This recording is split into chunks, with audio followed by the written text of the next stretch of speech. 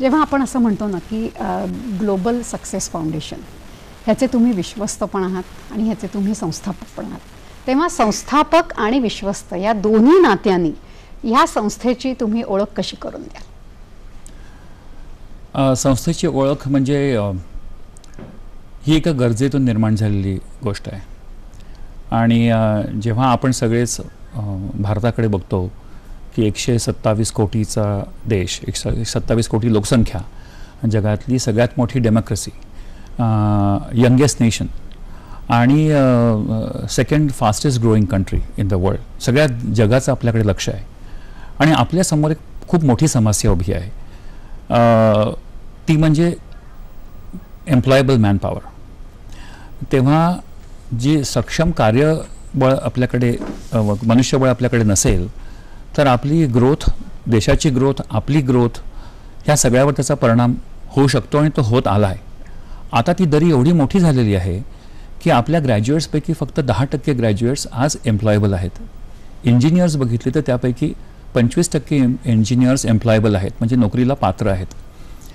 आपण स्किलिंगमध्ये बघितलं तर 80% लोक जे स्किल्स जॉब पाहत आहेत त्यांच्याकडे रिक्विजिट स्किल्स नाहीत. 2015मध्ये बघितलं तर 50 लाख ग्रॅज्युएट्स निर्माण होतील, त्यापैकी 70% ग्रॅज्युएट्स हे नोकरी धंद्याकरता स्किलच्या दृष्टीने अपात्र ठरणार आहेत. आणि हे सगळं असताना जर का आपली त्याच्यामध्ये जबाबदारी काय, तर आम्ही एक ट्रेनिंग कंपनी म्हणून काम करत होतो.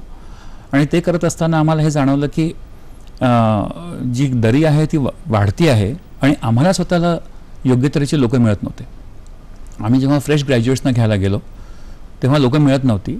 आणि मी जेव्हा त्याच्या पॅनलवरती बसलो की मुद्दाम HR लोक नवीन लोकांना, फ्रेश लोकांना घेत नाही आहेत का, तेव्हा असं दिसून आलं की ते फ्रेशर्स घेण्याच्या योग्यतेच नाही आहेत. आणि एक टर्निंग पॉईंट माझ्या असा झाला की बऱ्याच लोकांना HRने रिजेक्ट केलं होतं. मी 8-8:30 वाजता घरी चाललो होतो आणि तेव्हा रिसेप्शनमध्ये बसलेला एक मुलगा दिसला. म्हणून विचारलं की हा का बसला आहे.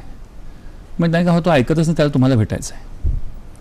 तर म्हटलं त्याला मला भेटायचं म्हणजे काय, तर म्हणे नाही, त्याला म्हटलं मला बोलू दे त्याशी. तर म्हणे नाही, मी रिजेक्ट झालो. ते ठीक आहे, मी 3-4 कंपन्यातून रिजेक्ट झालो, माझे मार्क खूप चांगले आहेत आणि मला कळू दे, फक्त तुम्ही नोकरी देऊ नका, मला फक्त सांगा की माझ्यामध्ये काय कमी आहे. आणि कुठून सुरुवात करायची मला काही कळलं नाही. आणि नंतर मी जेव्हा माझ्याबरोबरचे दुसरे कलिग, CEOs सगळ्यांशी विचार करताना की ही खूप मोठी दरी आहे आणि ती वाढतच चाललेली आहे, म्हणून आम्ही त्याच्याबद्दल काहीतरी करायचं म्हटलं. आणि आणखीन एक सांगायचं झालं तर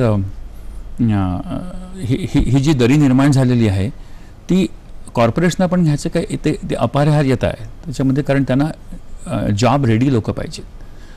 आणि जर का तुम्ही थोडंसं पाठीमागे जाऊन मी बोलू शकलो तुमच्याशी, तर पूर्वी ही परिस्थिती नव्हती. 1835 साली जॉन मेकॉय, मिस्टर मेकॉय म्हणून त्यांनी ब्रिटिश पार्लमेंटनी इथे त्यांना पाठवलं होतं आणि तिथे त्यांनी भारतामध्ये स्टडी केला, मिस्टर मेकॉलेनी. आणि त्या स्टडीमध्ये 1500 लोकांना, एक्सपर्ट्सना घेऊन त्यांनी स्टडी केला तो. आणि त्याच्यामध्ये त्यांनी हे सांगितलं की भारतामध्ये एवढी समृद्धी आहे, ह्याचं महत्त्वाचं कारण काय. आणि त्यांनी जाऊन तो ब्रिटिश पार्लमेंटमध्ये रिपोर्ट प्रेझेंट केला. त्याच्यामध्ये हे त्यांनी सांगितलं की मी पूर्ण भारत फिरलो, भारतामध्ये एम्प्लॉयबिलिटी हा इश्यूज नाही, भारतामध्ये मी एकही भिकारी पाहिला नाही. भारतामध्ये सगळ्यात त्याची स्ट्रेंथ काय, ह्याच्यामध्ये स्ट्रेंथ काय, तर त्यांची संस्कृती ही सगळ्यात मोठी स्ट्रेंथ आहे. ती संस्कृती अशी घडलीच कशी, तर त्याचं उत्तर आहे त्यांच्या शिक्षणाच्या पद्धतीमध्ये. आणि त्याच्यामध्ये आपण म्हणतो की ज्याने मुलं त्याच्यामध्ये तेव्हा तयार होत होती आणि त्यांना फक्त नॉलेज मिळत नव्हतं, त्यांना एज्युकेशन मिळत नव्हतं, त्यांना नॉलेज मिळत होतं, त्यांना स्किलिंग मिळत होतं आणि त्यांना मेंटरिंग मिळत होतं. तर तेच आता जर का आपण पाहिलं तर त्याच्यामध्ये एज्युकेशन आहे, बाकीच्या skills, applied skills, knowledge, mentoring ह्याचा अभाव दिसून येतो. म्हणून ही दरी.